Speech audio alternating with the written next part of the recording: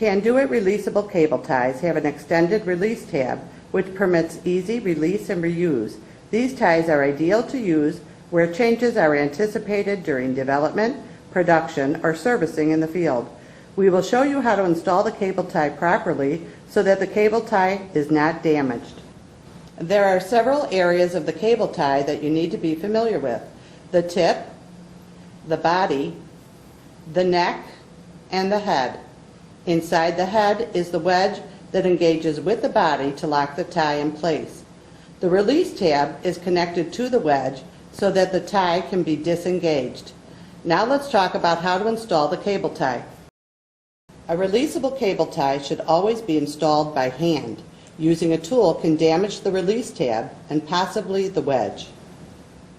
This is the proper way to install the releasable cable tie. Hold the cable tie body in place while pulling the tip through the head of the tie. It is best to keep your thumb and fingers away from the head so that you will not accidentally press against the release tab. Pressing on the release tab may damage the wedge. This wire bundle is secure and the releasable tie is properly installed. This tie can now be safely released and reused.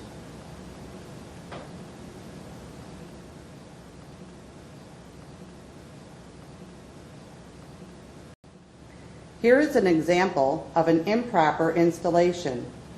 If the release tab is pressed during installation, the wedge will rub against the body as the tie is installed. The wedge will become worn and it may not be able to hold the wire bundle. This cable tie is loose and will not hold the wire bundle together. Notice the difference between these ties. Remember, these cable ties are made of plastic, which can deform easily.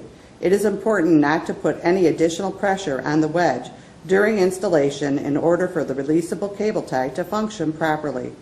Panduit releasable cable ties are designed for easy release and reuse when installed properly.